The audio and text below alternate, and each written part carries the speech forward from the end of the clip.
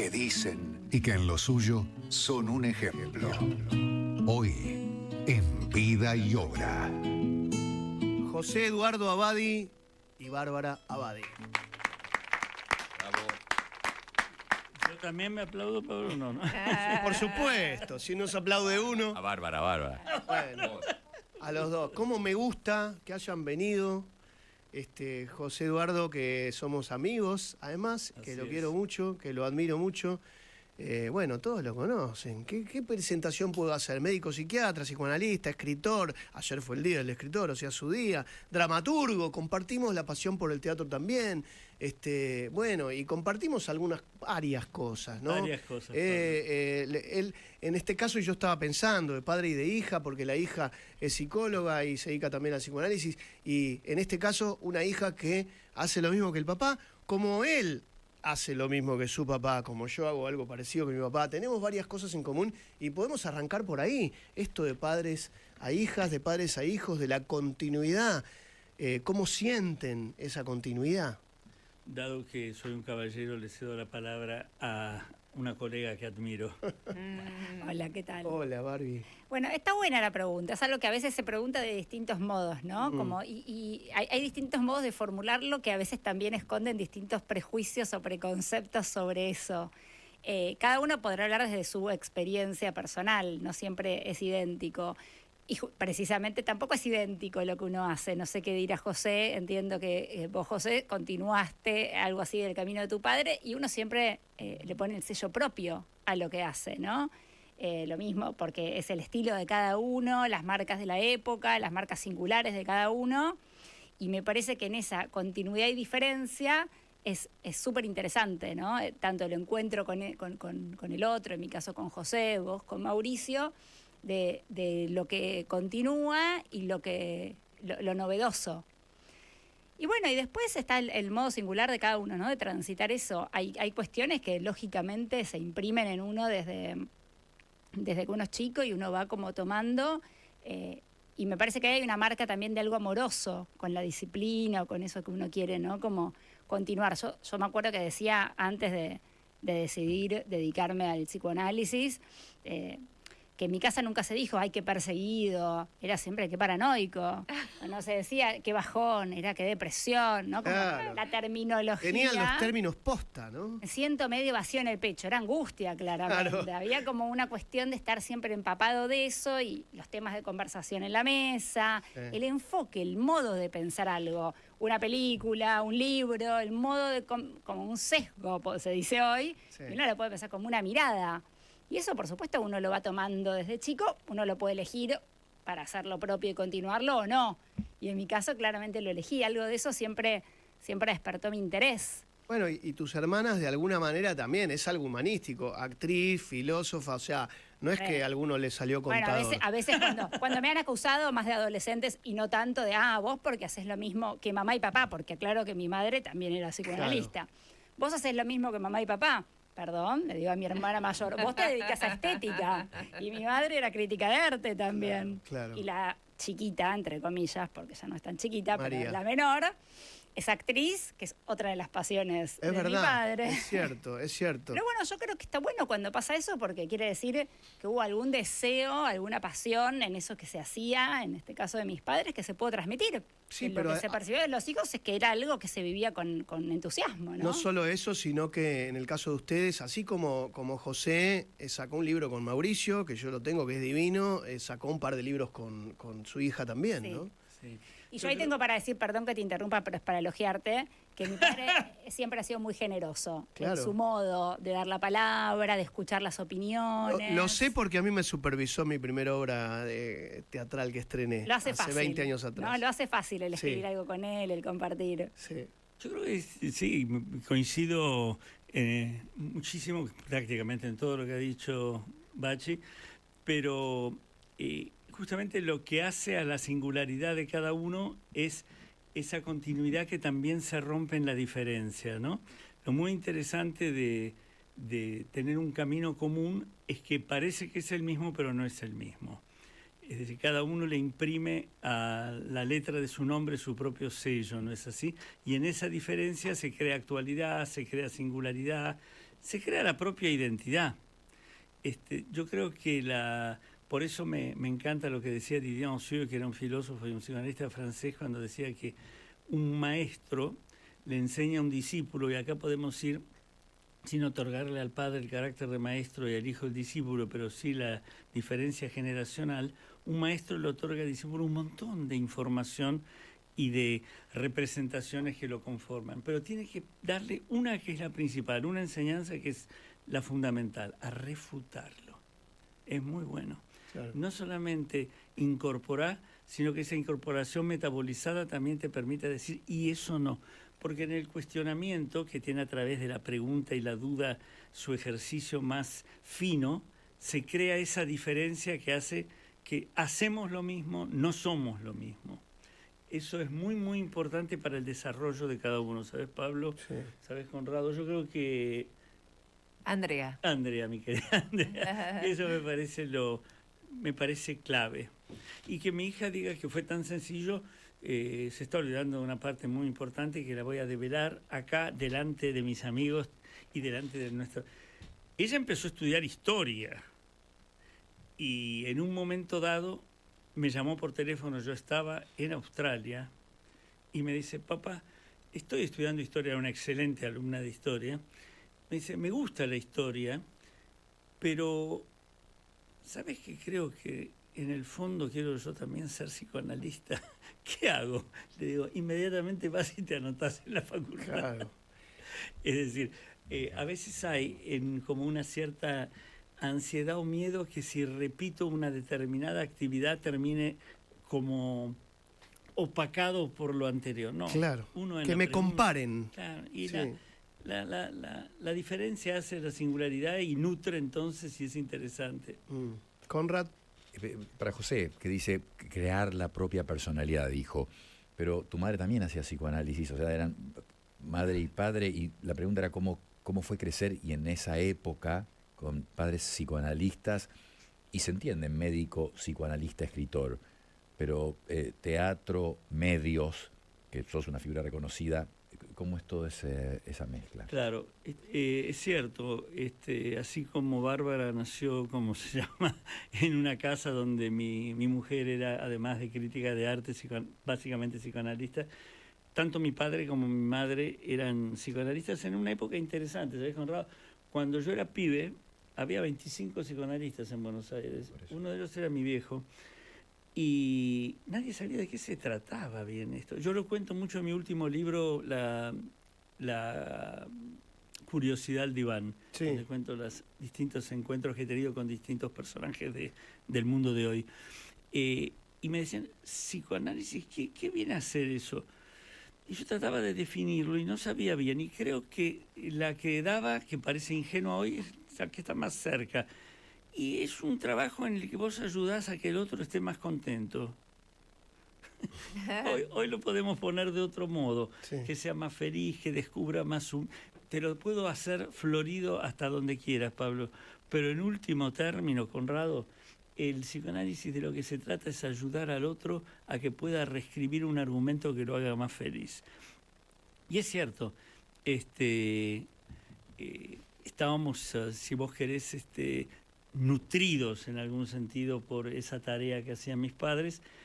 De algún modo también te despierta curiosidades en particular acerca de eso. Uno dice, ¿por qué siguió eso? Bueno, escuchás eso, ves eso, te interesás, curioseás, también podés indagar en lo que te van ofreciendo como material. Después lo haces a tu modo, pero bueno. Y en varias cosas me fueron gustando, apasionando, dudé en su momento a los 18 entre teatro, cine o medicina y psicoanálisis. Al final opté por una y después decidí que iba a hacer también la otra. Y bueno, escribí teatro, actué en teatro, en cine, es la otra gran pasión de mi vida. Hay temas que son universales y hay temas que subyacen, hay temas que están siempre atrás y que se repiten y que pasan los años y las décadas y los siglos y se repiten. Pero hay temas nuevos, ¿no? Hay un libro que sacaron y hay otro libro anterior, El amor en tiempos de odio. El tema del amor y de los vínculos es fundamental. ¿Qué fue cambiando en el amor y en los vínculos con las épocas, o por lo menos en esta época, ¿no? bueno, para mí es un tema que me apasiona y al que vengo dedicando hace años y ese interés surge porque es lo que escucho como inquietud en los pacientes, ¿no? En las consultas, también en los bares, con amigas, bueno, digo, ¿no? Pero es lo que veo que a la gente hoy más la desconcierta. Por eso me parece interesante, Pablo, tu pregunta cuando decís si hay algo como qué cambió, qué hay de particular en esta época, porque creo que hay cambios y que hay algo que todavía estamos como un poco con la idea de cómo deberían ser los vínculos, quizás con cómo eran antes o cómo son ahora, y hay algo de desconcierto en esta actualidad tan inmediata, tan fragmentada, con tantos ideales, que a mí me parece que hay un montón de cuestiones, pero hay algo de la inmediatez, ¿no? De esto, de relaciones como que el amor de pareja no se concibe necesariamente como algo para siempre. Eso es algo que tiende a ser así, es estadístico. ¿Cada vez se casa menos la gente? No sé si se casa menos, pero se separan. Claro. Si se casan, se separan, o se juntan y se separan, y hay como parejas por un determinado un tiempo y después... Tiene fecha de vencimiento. Tiene fecha de vencimiento. Sí. Y por otro lado, me parece que eso convive con mucha soledad. Hay una, mayor libertad, yo en muchos sentidos, donde antes las parejas continuaban, aunque esto no acarreara ningún tipo de felicidad para ninguno de los miembros. O sea, si nos vamos a épocas de bisabuelos, donde las parejas seguían, esto no garantizaba ni el amor, diría, ¿no? Claro. Que sigan juntos no era ni garantía de que hubiera amor, ni mucho menos felicidad. Y hoy está más habilitado el camino de la separación, el camino del divorcio y de formar otra pareja después, ¿no? Sin embargo, también, y lo cual no lo podría ver como algo positivo en el sentido de que hay más lugar para el deseo, para la pregunta por el deseo, y que una pareja siga en pie, se supone que tiene que tener que ver con que algo del amor y el deseo sigue estando en ese vínculo, no se está tanto por estar, por lo menos no desde el ideal social. Después lo que pasa... Se permiten elegir un poco más, pero digo, de todos modos hoy hablas con una pareja como la de Andre, que llevan 30 años y qué sé yo, y son las menos, o sea, uno dice, pero ¿cómo hiciste? Antes era al revés, y el era Doc como... también, o el Doc, sí, acá, bueno. tenemos son Osvaldo, Pepe, dos que la otra ejemplos. vez nos dijo. Exactamente. ¿Sabés lo que pasa? Pero son las menos. Hoy te sorprende eso, sí, pero me parece que se construye hicieron? día a día y se va uno... Claro, pero mirando al futuro, uno dice, ¿qué le vamos a dejar a... Que José diga si ¿Qué le vamos a dejar a el Mirta amor Legrand, por ejemplo? El ¿no? buen amor para siempre. Gracias, Conrad. Sí, curiosamente yo escribí un libro hace 3, 4 años. Tengo que ver hace cuántos libros que fue ese ¿Hace título. cuántos libros? Se llamaba ¿De qué hablamos cuando hablamos del buen amor? Por eso me encanta la pregunta de Conrado. Yo no creo en el mal amor. El amor, si existe como amor, solamente es bueno. Cuando no es bueno ya deja de ser amor y ahí pueden separarse. Claro. Yo creo que hay un punto cuando no lo pueden reparar, cuando no pueden tomarse el esfuerzo y el cuidado tal vez de entender qué es lo que está obstaculizando el vínculo. Porque a veces hay una cierta ligereza, una cierta, entre comillas, comodidad, una cierta falta de entrenamiento en el esfuerzo, que o la cosa está inmediata, como decía Bárbara, o se da completa en una imagen totalmente ilusoria de la perfección o no sirve. Y no es así. Hoy vivimos en un mundo, a mi juicio, una de las cosas principales, porque el amor es el vínculo fundamental de la relación humana, y si pretendemos alguna vez una sociedad distinta, en ya lo que parece utópico, que es un mundo distinto, el lugar realmente diferencial es la posibilidad de ejercer la capacidad de amar. Y hoy en un mundo hiperconectado, pero no relacionado, que es muy distinto, estamos todos conectados, no estamos relacionados, no estamos transitados recíprocamente. Todo a una llamamos velocidad y es vértigo. Por culpa del celu también, ¿no? Por culpa del celu también, y el celu también es producto de una cierta tentación de autosuficiencia y creer que uno está cerca donde en realidad está muy lejos. Claro. Esto dificulta enormemente la construcción, porque es una construcción del vínculo amoroso, que requiere dos cosas que han quedado bastante postergadas en nuestro tiempo. Que amor también es cuidar. ¿Sabes, Conrado? Esto siempre lo elaboraba. Es cuidar al otro. No hay amor sin cuidar al otro, sin reconocerlo como otro. No es lo que yo quiero, es lo que él es. sin amar la diferencia y sus imperfecciones como él tiene que aceptar y amar las mías y ayudarnos, sin respetar autonomías. Es muy, muy difícil sin cuidar al otro que pueda ejercerse el amor. Y yo creo que allí hay un punto que es clave, ¿no? El cuidado y la sensatez. Se ha perdido mucho la sensatez en el mundo de hoy. La sensatez parece una palabra banal, ¿viste? Tipo sensato, parece como que casi hasta deben creer que no tiene imaginación porque es sensato. Sí. Qué estupidez, ¿no? La sensatez tiene que ver con el sentido común en el sentido más rico de la palabra, en el compartir. La sensatez tiene que ver con el límite, que es tan importante. La sensatez tiene que ver con la observación genuina, y eso está intrínsecamente ligado a la capacidad de amar. Yendo al tema de que lo tocaron también en muchísimo, vos en tus columnas en Instagram, la pueden seguir a Barbie como yo la sigo en Instagram. Hablamos del amor y del duelo, ¿no? Porque hablaron de Corín y digo, hay un duelo que es el duelo obligado, porque el otro se fue, ya no está más. Y hay un duelo que uno por ahí necesita remangarse y hacerlo frente a una relación donde uno está amando solo o el otro se queda amando solo, mirando chupando un clavo sentado sobre una calabaza, diría Serrat. Pero y hablando de los mundiales y del fútbol, había una frase cuando yo era chiquito, en el Mundial 78, que Menotti decía, para poder entrar hay que saber salir. ¿A qué se refería Menotti con esta frase? Que para romper la defensa había que ir hacia atrás, había que ir hacia el otro lado, no correr hacia el arco. Entonces dejaba a los defensores ahí indefensos y ibas por otro lado. Entonces sabías salir y desde ahí podías entrar. A veces uno queda enganchado en una relación, no hizo bien el duelo, mientras que el otro por ahí ya lo hizo, y no pudo salir porque sigue mirando hacia un lugar que ya es ilusorio, que ya no hay más de lo mismo, que en todo caso inclusive, volviendo con esa persona, habría que haber salido y entrar por otro lado. ¿Cómo ven el tema del duelo cuando no es por alguien que se murió, sino es por alguien que deberíamos matar?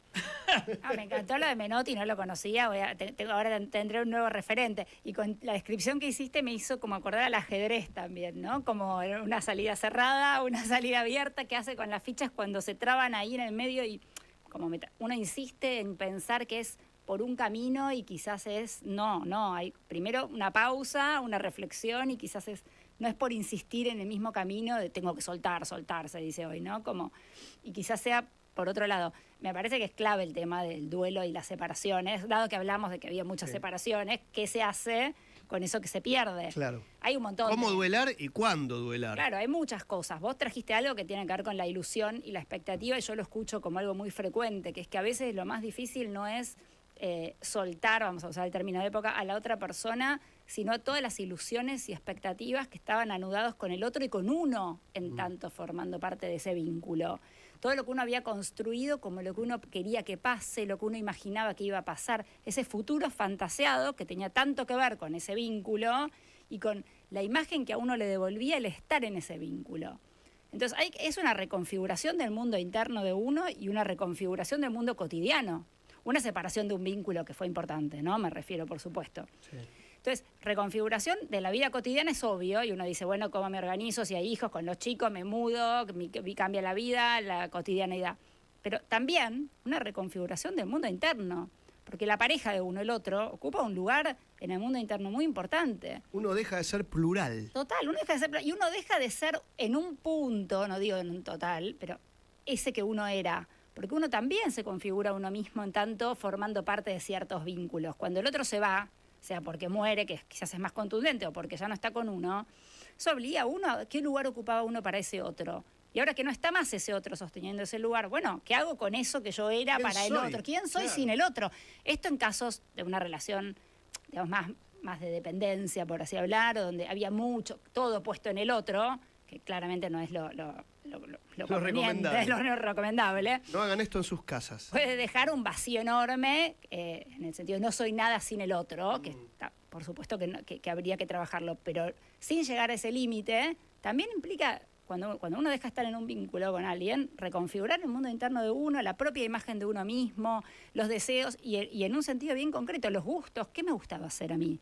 Me gustaba ir al teatro, al cine, me gustaba esta música, me gustaba esta comida. Bueno, Hay estás cosas dando por ahí Volver a empezar. Estás Claro. dando unos tips. Por ahí alguien que dice, no estoy pudiendo hacer el duelo, porque bueno, están las 5 famosas o 6 etapas del duelo, cuando ya el duelo es inevitable. Ahora, cuando uno no sabe si hacer el duelo o no, porque a lo mejor fantasea con que la cosa vuelva, entonces, ¿cuándo y cómo sería? Y si hay algún tip concreto, No ¿no? puedes soltar la relación Sí. que se ha visto interrumpida o terminada. Cuando vos hablabas me surgían 4 ideas que me daban vuelta por la cabeza cuando dialogaban con Bárbara. La problemática del entrar, el problema no es tanto entrar, sino si vas a poder salir. No solamente que el problema es entrar, entras si sabes que vas a, tenés todas las precauciones que se pueden humanamente tomar a que vas a poder salir. Esto es muy importante porque te saca de una sensación que genera enorme dificultad para las relaciones, que es el miedo al compromiso. El miedo al compromiso es cuando el compromiso se lo vive como quedar atrapado. Claro. Cuando es atrapado es porque hubo una presión donde se supone que el entrar es forever, es para siempre. Y se olvida de un aspecto fundamental del ser humano, que es la reversibilidad. Las situaciones que vivimos y nuestras condiciones son reversibles. Podemos ir no solamente en esta situación, sino en todas, probar, ensayar, jugar con la audacia cuando está acompañada con la prudencia que le pone el stop al demasiado. Podemos, ¿cuándo hacer todo esto? Cuando tenemos noción de que si no va, venimos para atrás, claro, o para el costado.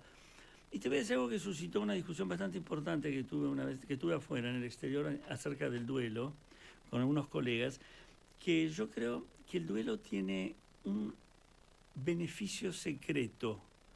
Es triste, vamos elaborando, pasamos de la dificultad de admitirlo y aceptarlo, la ausencia y la tristeza, la rabia porque se fue, el momento más hermoso que es aquel en el cual la representación empieza a formar parte de nuestra memoria amorosa y ya empieza a formar parte de nuestro ser, y la pérdida es una pérdida en un espacio pero no en otro, pero también que algo se concluya, entre comillas, hasta donde puede concluir, nada se termina ni empieza de un modo definitivo, te permite ser a vos también algo nuevo, algo distinto, algo que no había sido antes, una manera de vincularte que de algún modo inaugura. Y eso es muy interesante, porque hay también detrás de un duelo un nacimiento. Y es el famoso, después de la lluvia y viene el sol, encontré una frase de Bukowski que dice, no presto atención al fin del mundo. Ha terminado para mí muchas veces y comenzó de nuevo por la mañana, dice Bukowski. Eso está bueno, porque decís, bueno, a lo mejor se me viene el mundo abajo y no veo salida, pero siempre hay una salida. Y bueno, la terapia te acompaña para ver ese final en el túnel, ¿no? Espero que Bukowski lo haya citado a Séneca, porque nuestro querido filósofo, que nació en España, pero romano, allí en el 62 después de Cristo, Séneca, decía, la muerte nunca es lo que está delante. La muerte es la que tenemos muchas veces atrás, pero lo que realmente tenemos delante siempre es vida, es cada mañana, es cada instante en que estamos en el mundo, en que somos dueños de nuestro tiempo. Es hermoso. Así empezamos acá con el Doc hablando del propósito.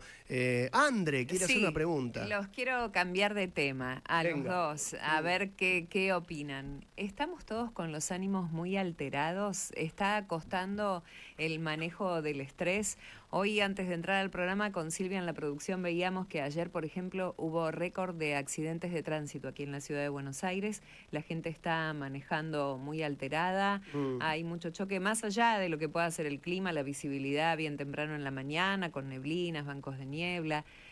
Los ánimos están muy acelerados y se nota en el día a día. ¿Sienten que está costando el manejo del estrés o cuál sería el motivo, la indicación que ustedes ven en referencia a esta radiografía actual? Sin duda hay una cierta dificultad que tiene que ver con una presencia muy marcada de angustia y de miedo que obstaculiza mucho el vínculo afectivo, el vínculo de amor social, Sí. de amistad social, queda muy dificultada, la frustración se hace muy difícil de poder metabolizar y entonces miedo con una dificultad de metabolizar el contratiempo en una sociedad que se siente muy empobrecida porque está obstaculizada la trama de amor que hace que podamos estar juntos, porque la clave de una sociedad que tenga comunidad significa que pueda estar juntos para que pueda haber proyecto, para que haya confianza, normatividad, ley.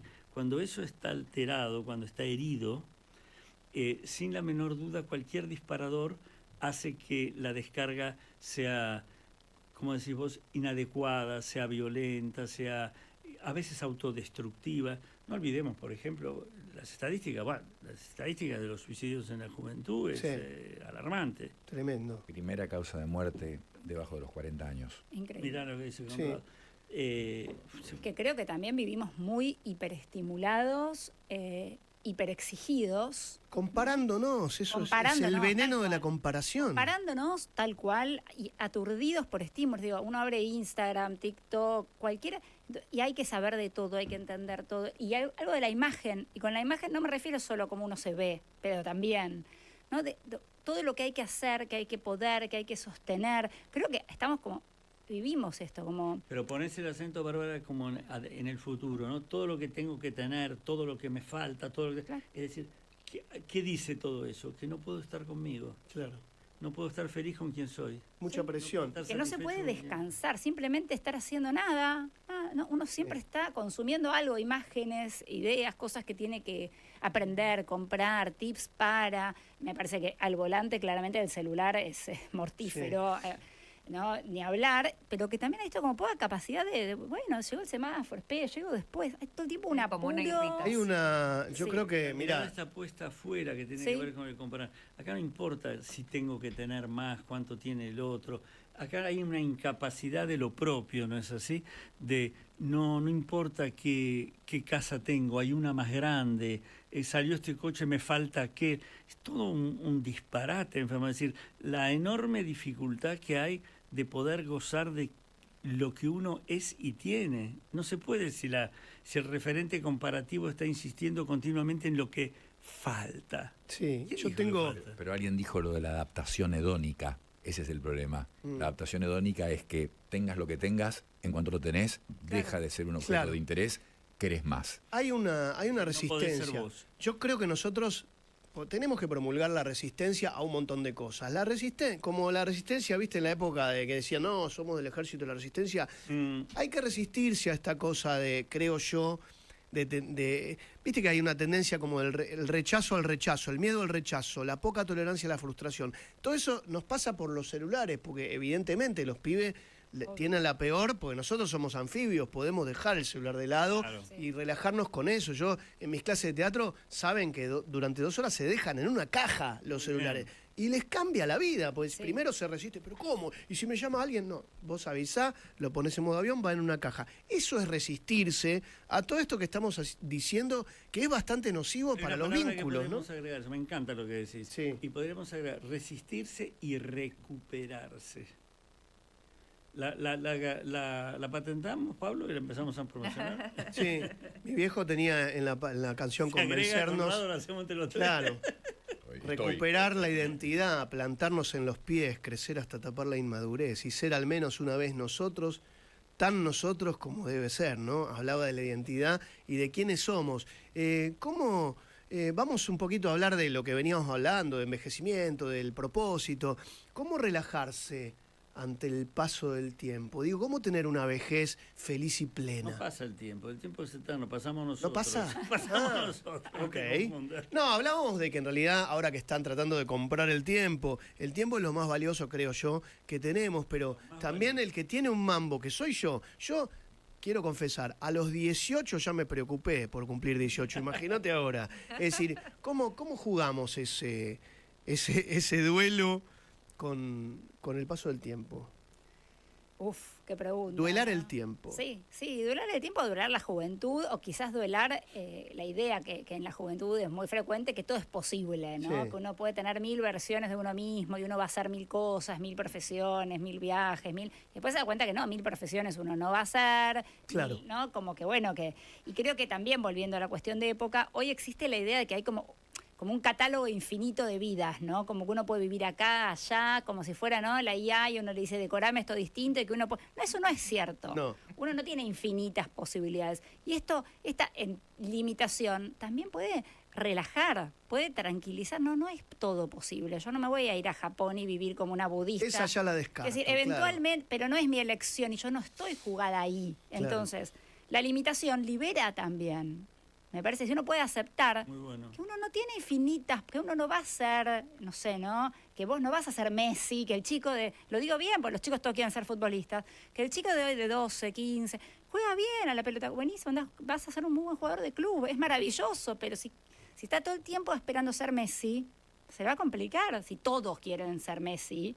Digo, si esto funciona como un incentivo para entrenar, fantástico, pero si lo único es ser... Me parece que entonces la limitación a veces libera, porque uno puede, bueno, entonces lo disfruto, luego de hobby, entreno, ¿no? Puede decir el chico. Y esto en general, si uno acepta que no es necesario tampoco eso infinito, uno puede disfrutar de lo que sí uno elige, de donde sí uno resuena eso genuinamente con uno, y no es lo que se supone que es lo mejor o lo más valorado. Entonces me parece que hay algo que Es como que hubiera una guerra con el tiempo, sino porque se dice, el tiempo pasa muy rápido y yo no puedo hacer todo como si fuera necesario. O sea, el tiempo no, vos sos el dueño de tu tiempo, ejercelo. El tiempo es tu presente, es hoy, y yo soy dueño de todo mi tiempo de hoy. Y ese es el único bien verdadero y sustancial. No, la idea de mañana... tiene mucho sentido. Ayer ya pasó, mañana todavía, cuando llegue será hoy. El ayer que me tiene que preocupar es cuando se convierte en un invasor del presente que no me deja al estímulo nuevo responder con una respuesta nueva, sino con la vieja. El tiempo es tuyo, no hay. Entonces la noción de muerte cambia totalmente. No hay una sensación de que me aguarda la nada o cosas de este orden. Son todos fantasmas muy promocionados en esta sociedad de hoy, ¿no? Donde supuestamente hay una idea de que hay que mantenerse joven sin entender de qué se trata ser joven. Hay una idea de que la muerte tiene que uno extender. La muerte forma parte de la vida. Y lo que en un momento, aparte, hay dos cosas muy interesantes, ¿no? Si el tiempo es mío, a mí lo que me interesa es mi presente, no tengo que estar rodeado de lo que puede ocurrir. Y para los que piensan que la muerte es una especie de nada temible, que cuando se encuentren va a ser terrorífico, es muy bueno recordar a Epicuro. Epicuro decía a sus discípulos, no sé por qué ustedes se preocupan de la muerte si no se van a encontrar jamás con la muerte. Claro. Entonces dice, pero ¿cómo, maestro? Es muy simple, cuando ustedes están vivos no está la muerte, cuando está la muerte no están ustedes. Claro. ¿Qué se hacen mala sangre? Como decía Woody Allen, decía, morirme yo sería lo último que haría en mi vida. Prefiero no considerarlo. A ver que le preguntaron en Cannes cuando cumplió los 80 años en el festival, dígame, ahora que usted está más grande, ¿qué piensa de la muerte? Woody Allen dijo muy rápidamente, estoy en contra. Señores, estamos con José Eduardo Abadi, mi amigo, y con Bárbara Abadi, la hija de mi amigo, y vamos a estar hasta la 1 acá con Rado Stoll, con Andrea Esteves Mirson, y con vos del otro lado después de esta tanda. Acá estamos con Bárbara y con José Abadi y hablando un poco, intercambiando figuritas, ¿no? Como hacemos, y hablando del amor y de las figuritas difíciles que a veces son tener una pareja que dure más de 6 meses. Y Conrad quiere hacer una pregunta. Para ambos terapeutas, ya que este es un mes futbolísticamente argentino, si el próximo paciente es la Argentina, ¿cuál es el diagnóstico y cuáles son los rasgos que parecen llevar a repetir errores? Que me imagino se extrapola a seres humanos esto, ¿no? Creo que es muy bueno. Creo que naturalmente este mundial despierta muchas de las características nuestras de los argentinos, ¿no, Conrado? Quiero decir, hay como una enorme necesidad también de triunfo y de victoria en un país que está atravesando continuamente momentos de vivencia de derrumbe, de fracaso, de hostilidad. Por lo tanto, el Mundial es una expectativa en la cual recuperaríamos autoestima, poder ganar, competir sin hostilizar. Lo bueno que tiene el Mundial deportivo es que uno puede poner toda la garra del mundo allí en la cancha, pero no mata a nadie. Claro. Es decir, competir no es hostilizar. Y esto permite a los argentinos una experiencia distinta en el enfrentamiento y me parece significativo. Por otro lado, hay una cosa muy interesante en los mundiales. Se puede ganar y se puede perder, y cuando se gana, es cierto que concluye algo. Es raro, en la vida nada concluye, todo es incompleto. Sin embargo, un mundial empieza y termina. Claro. Qué maravilla, termina y seguimos todos vivos, y dentro de 4 años vamos a volver a jugarlo. Eso genera una enorme satisfacción interior, inconsciente, que es que algo que empieza puede cerrar el círculo sin que sea la muerte. Hay una interrupción y luego vuelve. Y eso hace mucho bien desde un punto de vista social. Obvio. Y quiero felicitar, ya que estamos acá, a Germán de Mendoza por decir cosas tan acertadas como que el amor, para que se conserve la pareja, tiene que laborar, no quiero decir trabajar para que no piensen en un trabajo demoledor y sacrificial. El amor no es sacrificio, es esfuerzo, ¿no? Que no es lo mismo. Todos los días, haciendo que, reconociendo al otro, preguntándole, tomándole, de algún modo interesándote, si vos querés, y dándote a conocer. Porque si no pasás a dar por sentado que ya sabemos todo del otro, y no conoces un pomo. Al cabo de un tiempo te sentás, comés, prendés la tele, y ya bueno, como decía Alberoni, un sociólogo italiano, pasamos del enamoramiento, era de los dioses, al amor era la república, pero ojo, no pasemos a la esclavitud, donde no tenemos ninguna noción de quién es el otro. Hermoso, pero aparte si yo cambio la mirada, cambia el otro. O sea, yo lo constituyo. Es medio cuántico, ¿viste? Que en la física cuántica se dice que el observador, ante el ojo del observador, cambia la materia. Fundamental. Mi mujer o mi marido siempre el mismo. Cambiaste el ángulo de donde lo mirás, por ahí es otra cosa, ¿eh? Qué lindo. Bueno, hay una mirada compartida de padre y de hija con una tercera persona que sacaron en un libro reciente, ¿verdad? Sí, el amor en tiempos de odio, te referís a ese, con Patricia Fauro. ¿De qué va? De vínculos, de amor, de un poco de lo que venimos hablando, ¿no? El amor actualmente, las separaciones, los duelos, los modos de transitar la pareja en la actualidad. Sí. Y hablamos un poco también de todo esto del mundo digital, de qué es lo que pasa en una pareja en este nuevo, en este modo de vivir actual. ¿Qué otros temas trabajamos? Sí, hablando de eso, y ya estamos como cerrando, pero el chat GPT o el chat GPT, escucho mucha gente que se analiza con el chat GPT y yo le digo, pero espera, te va a contestar lo que vos quieras. Hay veces que es muy útil, reconozco que para muchas cosas es muy útil, pero ¿cuál es el futuro en relación a psicoanálisis y chat GPT? Es uno de los temas del momento, ¿no? Esto, vos hablas mucho con GPT, José. Sabés que Tu cara de desconcierto fue... Eso que me hacen acá... Yo lo uso, confieso que lo uso. Lo uso para sacar una foto de algo y pedirle instrucciones. En lugar del tutorial de YouTube me llevo mejor con las instrucciones de GPT. Pero justamente Yo estoy en la época de la paloma mensajera todavía. No, pero el ejemplo me parece que es pertinente, porque una cosa es pedirle a un robot, pues no deja de ser un robot, instrucciones para instalar la luz LED que me compré, ¿no? Sí. Es una cosa. Y otra cosa es, ¿qué hago con Juan Carlos? ¿Lo dejo o sigo? Y otra cosa es buscar, porque me parece que una de las cosas que dijo José hace un rato es que el ser humano, las personas, necesitamos vínculos de amor. Y eso me parece que vale también para cualquier vínculo, incluso un vínculo terapéutico. Amor no solamente es amor de pareja, entonces que haya un otro humano capaz de sentir, de entenderme, de tener sentimientos, de... ¿Puedo decir dos cosas? Sí. ¿Cómo se llama GPT? Soy tan burro. Chat GPT. Yo lo único que sé hacer es marcar el número con el celular. No tengo ni computadora, te confieso. Si mi secretaria se va, soy hombre muerto. Pero me da la impresión que el GPT es... Sí. GPT. El GPT da muchísimas respuestas y los seres humanos necesitamos muchísimas preguntas. Claro. Che, me voló el programa. Quedan 10 segundos de este programa que me pareció... y aceptemos, increíblemente rápido, que los quiero de nuevo. Los quiero de nuevo. El sufrimiento forma parte también y hay que poder aceptar. Yo he visto consultas, he visto a médicos en consulta, lo he visto a Conrado cuando lo consultan. Hay que poder contener el sufrimiento del otro y no pretender que no exista, sino contenerlo y ayudar. Señores, le estuvimos haciendo el aguante a nuestro Alfredo Leuco. Entre todos, me encantó compartir estas 3 horas con ustedes. Fue espectacular. Nos vamos a volver a ver el domingo que viene. Gracias a los Abadi, que los Gracias, quiero Pablo. mucho. Me Gracias, encantó. Conrado, gracias, Andrea. Me encantó estar acá con ustedes. Gracias, Silvia. Gracias, Brunito, Andrea, Conrado, Juan Bindi, Noel, todos los que siempre nos acompañan en este Para gran... Silvia, aquí. Y ahora, ¿con qué nos vamos, señores? Con el genial Anhelo que va a transmitir Alemania, Curazao, señores, desde las 14. Ahora, ya, en segunditos, por Radio Mitre.